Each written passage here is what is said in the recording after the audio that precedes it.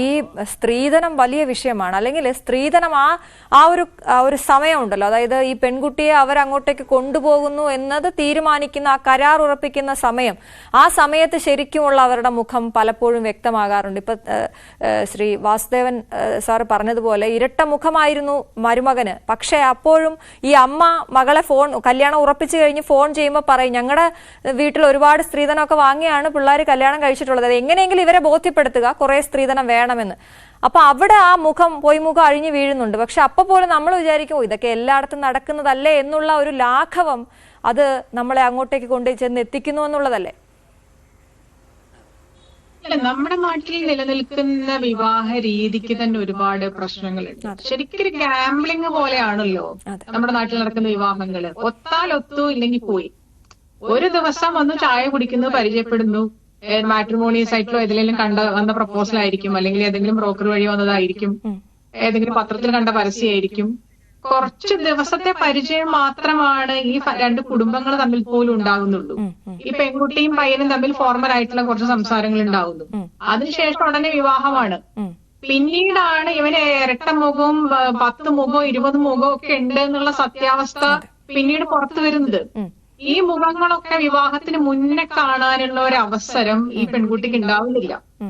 അങ്ങനെ നോക്കുമ്പോൾ നമ്മൾ ശരിക്ക് വെസ്റ്റേൺ രാജ്യങ്ങളിലൊക്കെ ചെയ്യുന്ന പോലെ ഡേറ്റിംഗ് ഒക്കെ ചെയ്തിട്ട് കല്യാണം കഴിക്കുന്നതാണ് അതിന്റെ ഒരു ശരിയായ രീതി എന്നുള്ളത് ചിലപ്പോൾ ചിന്തിച്ചു പോകും. കാരണം ഒന്നും അല്ലെങ്കിലും ഈ മനുഷ്യനെ കുറെ നാൾ നമുക്ക് അറിയാൻ പറ്റും. ഇയാൾക്ക് പല മുഖങ്ങളുണ്ടെങ്കിൽ അത് കുറെയൊക്കെ എത്രയൊക്കെ ഐഡിയ ചെയ്താലും കുറെയൊക്കെ പുറത്തേക്ക് വരും. ഇത് അതിനൊന്നും ഉള്ളൊരു സാഹചര്യം നമ്മുടെ നാട്ടിൽ കൊടുക്കുന്നില്ല. പിന്നെ ആകെപ്പാടെ ഇപ്പൊ കുറെ പെൺകുട്ടികൾ പ്രണയിച്ച് വിവാഹം കഴിക്കുന്നു. എന്നാൽ പോലും അതും പലതും ട്രാപ്പ് ആവുന്നുണ്ട്, ചിലത് സക്സസ് ആവുന്നുണ്ട്. അപ്പൊ ഈ പറഞ്ഞ പോലെ വ്യക്തമായിട്ട് രണ്ട് വ്യക്തികൾക്ക് മനസ്സിലാക്കാനുള്ള അവസരം നമ്മുടെ നാട്ടിൽ വളരെ കുറവാണ് ഈ കാലഘട്ടത്തിൽ പോലും എന്ന് പറയേണ്ടി വരും. വിഷ്ണുജയന്റെ അടക്കമുള്ള വിവാഹം അത്തരം ഒരു പക്ക അറേഞ്ച്ഡ് മാരേജ് ആണ്. പരസ്പരം മനസ്സിലാക്കാനുള്ള സമയം ആ വ്യക്തികൾക്ക് കിട്ടിയിട്ടില്ല. അവിടെയാണ് പെൺകുട്ടികൾ ട്രാപ്പിൽപ്പെട്ടു പോകുന്നത്. കല്യാണം കഴിക്കുന്നതിന് മുന്നേ കാണുന്ന ഇവന്റെ ഭയങ്കര സോഫ്റ്റ് ആയിട്ടുള്ള വളരെ മാന്യമായിട്ടുള്ള പെരുമാറ്റം കല്യാണം കഴിച്ചാൽ വീട്ടിൽ എത്തിക്കഴിയുന്നതോടുകൂടി മറ്റൊരാളായിട്ട് മാറുകയാണ്.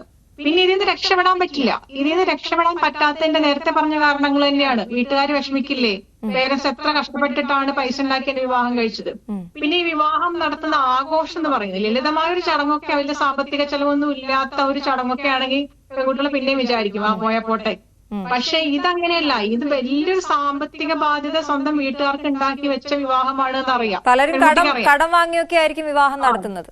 അതെ, കടം വാങ്ങി വെച്ച വിവാഹമാണ്. അപ്പൊ നാളെ പോയിട്ട് എനിക്ക് വിവാഹം വേണ്ട, എനിക്ക് ആളും കൂടെ പൊരുത്തപ്പെടില്ല എന്ന് ഞാൻ എങ്ങനെ പറയും എന്നുള്ള വലിയൊരു മാനസിക ബാധ്യത ഈ പെൺകുട്ടികളുടെ മേൽ വന്ന് വീഴുകയാണ്. ഈ വിവാഹം എന്നുള്ളൊരു ചടങ്ങ് ഇത്ര ആഘോഷവും ഇത്രയും സാമ്പത്തിക ചെലവും ഓടുകൂടി നടത്തുന്നതിന്റെ ഒരു ദുരുദ്ദേശം ഇതാന്ന് എനിക്ക് തോന്നുന്നു. വലിയൊരു കെണി ഒരുക്കാണ്. അപ്പൊ ഈ കെണി പെട്ടുപോയ പെൺകുട്ടിക്ക് പിന്നെ പുറത്തേക്ക് വരാൻ പറ്റില്ല. കാരണം സ്വന്തം വീട്ടുകാർക്കുണ്ടായ സാമ്പത്തിക ചെലവിനെ കുറിച്ച് കൂട്ടി ചിന്തിക്കും.